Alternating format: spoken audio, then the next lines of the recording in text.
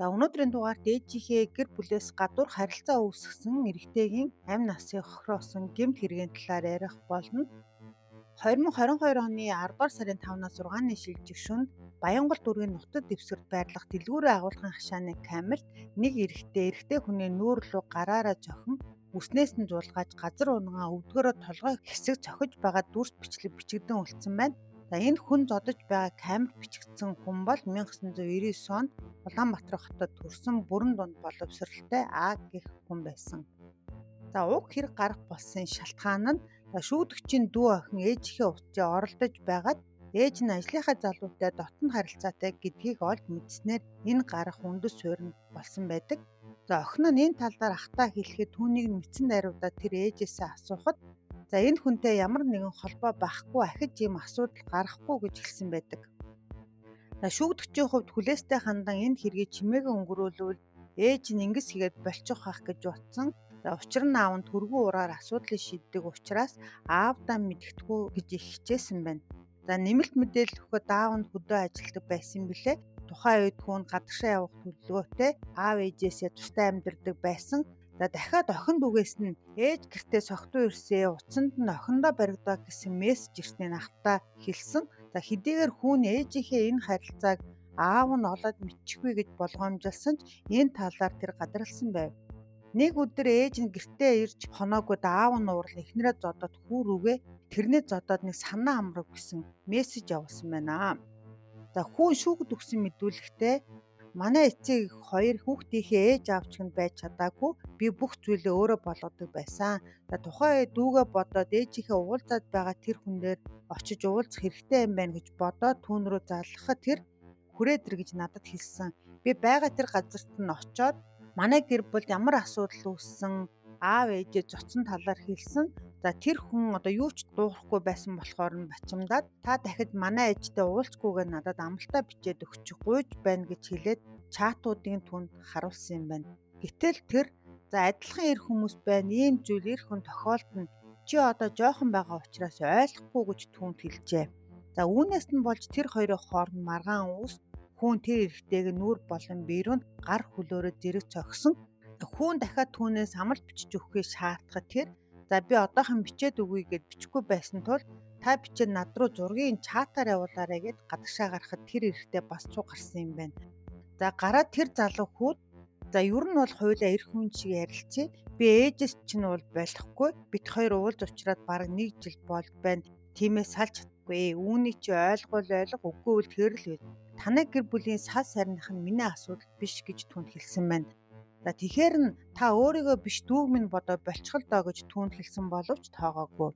За тэр хүүд нь би ээжтэй чинь 8 сар буудалд орсон цаашдаа ч орно гэхийн сонсоод ууралсандаа түүний сууж байхад нь зүү өвдгөөрөө толгой хэсгэрүүн түлхэхэд тэр толгойгоор сатны төмрийн мөргөх шиг болоод налаад хэвтчихсэн юм байна. За тэгээд тэр хүүн түүнд хаалгаа төвжээрээ би явлаа гэж хэлээд дэрэгдэн нэг ширхэг тамхи татаад тэндээс 23 цагууд гараад гэрлүүгээ явсан юм байна. Хэрэгт холбогдсон шүүгдэх шүүхэд өгсөн мэдүүлэгтээ за би түүний худлаа баашлаад унжглаа л гэж ботсон алий гэж бид нь халдаагүй яг хаана хэрхэн яаж зогсон талаараа нарийн сайн санахгүй байна. Уурсандаа бумдаа түүний зоцсон. Ийм зүйл болсон маш их харамсаж үйлцэн гин буургаа хүлээн зөвшөөрд байна гэжээ. За хэрэгт холбогдсон хүүгийн ээж нь би Баянгол дүүрэгт байрладаг дэлгүүрт хувцс чиплэгч ажил хийдэг. 2021 оны 6 дугаар сард тэр залуу манай дэлгүүрээ агуулхад туслах ажилтнаар ажилд орж тэр үеэс түүнийг таньдаг болсон. За тэр ажилд орсноос хойш 1 жилийн дараа над руу Facebook чатаар тань сайн болчихлоо хуйлаа уулзъя нэг газар сууж PO гих мэтэр зурвас бичдэг болсон. За тухайн үед би тэр бичсэн зүйл нь хүлээж аваагүй. Бид хоёр 5-6 одоо хоёулах надад уулзсан PO жумэр сууд байснаас өөрөөр ямар нэгэн дотн харилцаа буюу бэлгийн харилцаанд орсон асуудал огт байгаагүй. 2022 оны 10 дугаар сарын 2-ны өдрийн орой би гэртээ охин нөхрийн хамт байж байхад тэр над руу хайртай шүү эгч минь таны би өргөл бодож авдаг та минь сайхан шүү гих мэтэр чат бичсэн байсныг манай охин олж уншаад ээжээ энэ мессежийн ямар учиртай юм бэ? Энэ хүн чинь хий юм бэ гэ над руу уурлахаар би охиндоо наад хүн чинь надад ямар ч хамаагүй надтай хамт ажилтдаг хүн гэж хэлэхэд битээ худлаа яриад бай гэж уурлан түүний авуулсан мессежний зургийг скриншот хийгээд ах руугаа зургийг явуулахаар нь би уурлаад гар утсаа хан руу шидээд өвтчихсэн.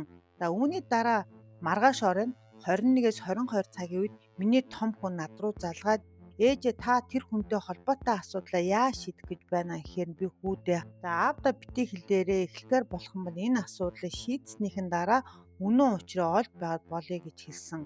За хэрэг гардаг өдрийн өглөө энэ эмэгтэй рүү ажлынхан нэрв залгаад тэр залууг утасны дугаарын кодыг нь мэдхүү гэж асуусан байна.